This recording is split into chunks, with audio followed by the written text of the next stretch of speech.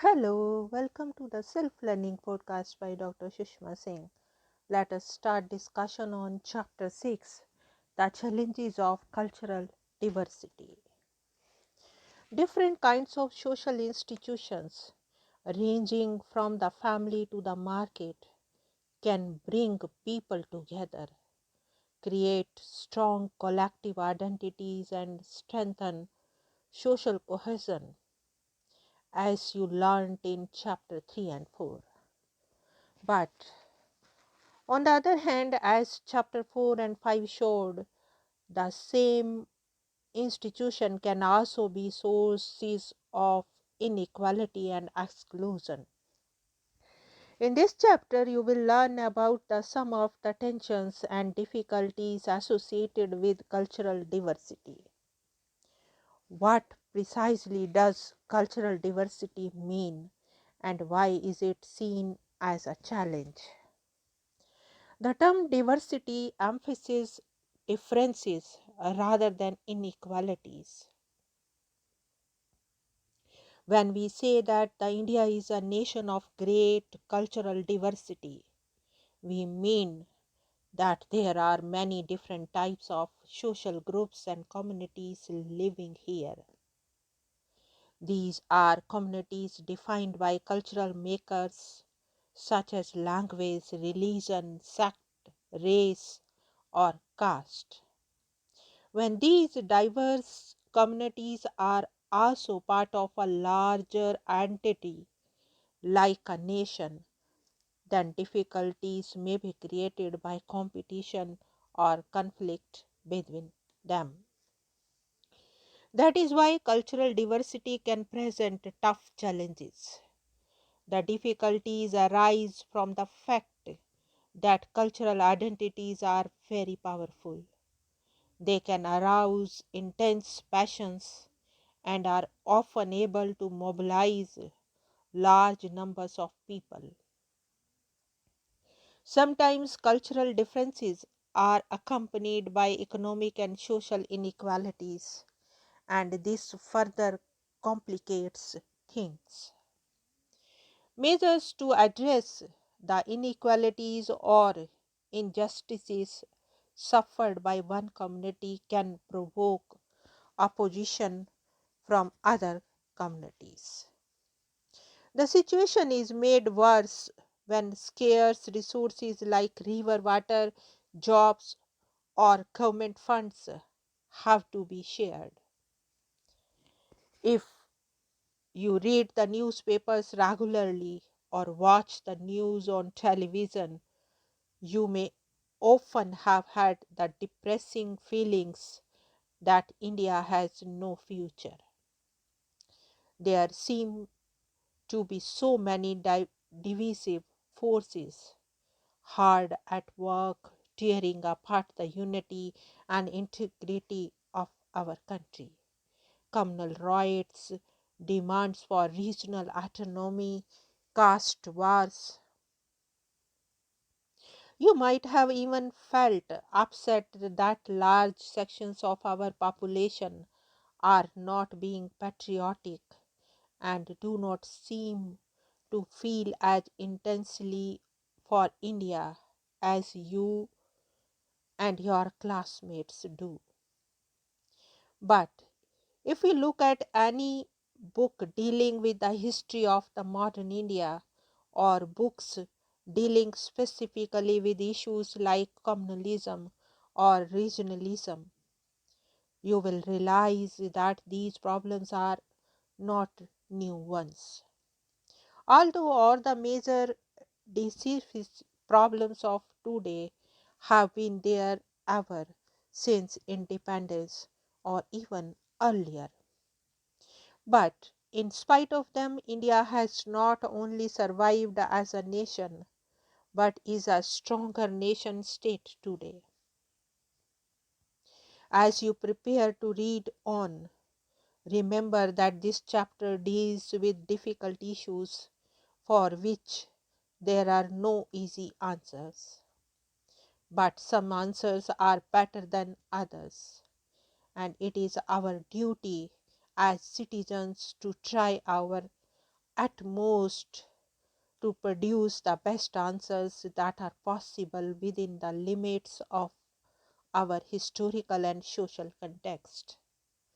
Remember also that given the immense challenges presented by a vast and extremely diverse collection of peoples and cultures, India has, on the whole, done fairly well compared to most other nations.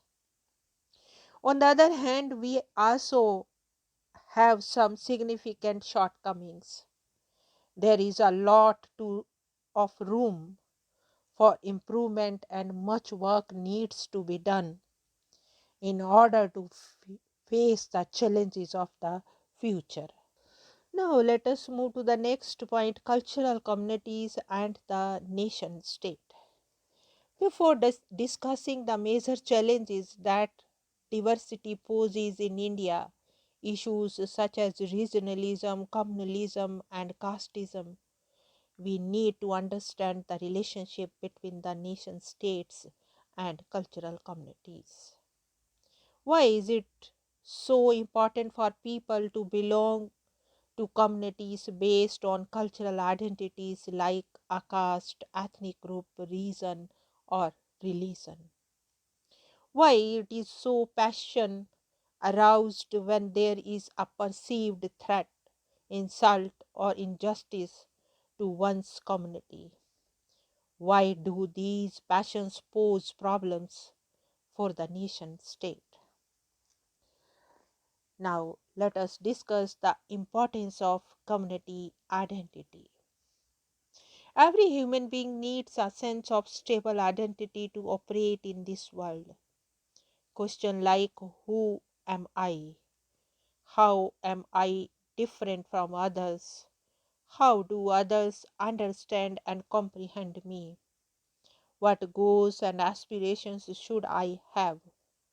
Constantly crop up in our life right from childhood.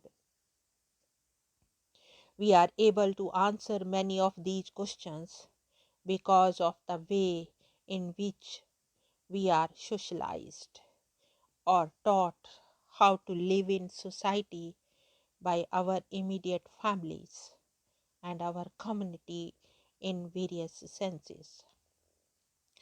The socialization process involves a continuous dialogue, negotiation, and even struggle against significant others, those directly involved in our lives, like our parents, family, kin group, and our community. Our community provides us the language and the cultural values through which we comprehend the world. It also ensures our self identity. Community identity is based on birth and belonging rather than on some form of acquired qualifications or accomplishment. It is what we are rather than what we have become. We do not have to do anything to be born into a community. In fact, no one has any choice about which family or community or country they are born into. These kinds of identities are called ascriptive, that is, they are determined by the accident of birth and do not involve any choice on the part of the individuals concerned. It is an odd fact of social life that the people feel a deep sense of security and satisfaction in belonging to communities in which their membership is entirely accidental.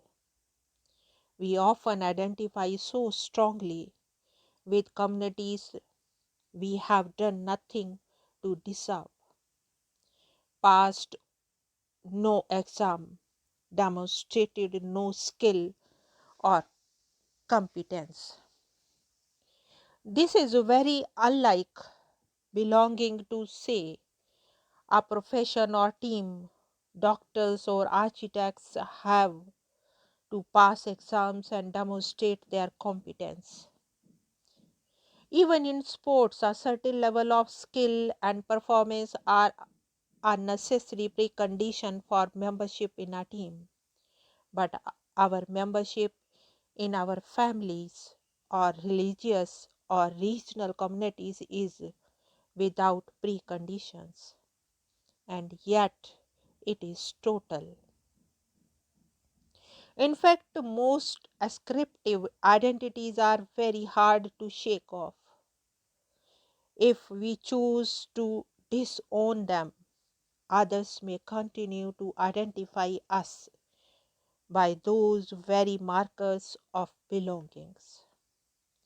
Perhaps it is because of this accidental, unconditional, and yet almost inescapable belonging that we can often be so emotionally attached to our community identity.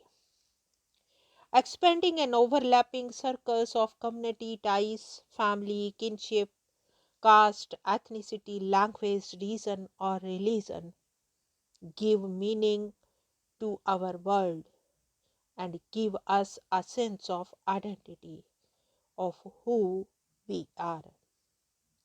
That is why people often react emotionally or even violently whenever there is a perceived threat to their community identity. A second feature of ascriptive identities and community feeling is that they are universal. Everyone has a motherland and a mother tongue, a family, a faith. This may not necessarily be strictly true of every individual, but it is true in a general sense, and we are all equally committed and loyal to our respective identities. Once again, it is possible to come across people who may not be particularly committed to one or the other aspect of their identity. But the possibility of this commitment is potentially available to most people. Because of these conflicts that involve our communities, whether of nation, language, religion, caste, or reason, are very hard to deal with. Each side in the conflict thinks of the other side as a hated enemy, and there is a tendency of exaggerate the virtues of one's own side as well as the vices of the other side. Thus, when two nations are at war, patriots in each nation see the other as the enemy aggressor. Each side believes that God and truth are on their side. In the heat of the moment, it is very hard for people on either side to see that they are constructing matching but reversed mirror images of each other. It is a social fact that our country or group ever mobilizes its members to struggle for untruth, injustice, or inequality. Everyone is always fighting for truth, justice, and equality. This does not mean that the both sides are right in every conflict or that there is no right and wrong, no truth. Sometimes both sides are indeed equally wrong or right. At other times, history may judge one side to be the aggressor and the other to be the victim. But this can only happen long after the heat of the conflict has cooled down. Some notion of mutually agreed upon truth is very hard to establish in situations of identity conflict. It usually takes decades, sometimes centuries, for one side to accept that it was wrong. Now, let us wind up the session and thank you very much for engaging yourself with the Self Learning Podcast.